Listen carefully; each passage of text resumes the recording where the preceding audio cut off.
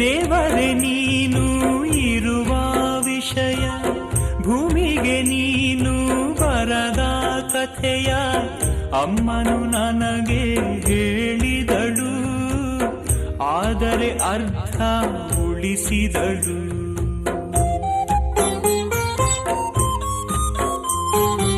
ಎಲ್ಲಿದೆಯೋ ನಿನ್ನೂರು, ದಾರಿಯ ಹೇಳೋರ್ಯಾರು?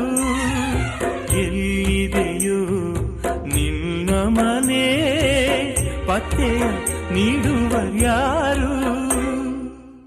ದೇವರಿಗೊಂದು ಕಾಗದ ಬರೆದು ಭೂಮಿಗೆ ಕರಿಬೇಕು, ದೇವರು ಓದು ಭಾಷೆಯ ಕಲಿಸೋ ತಾಯಿಯ ಪಡಿಬೇಕು.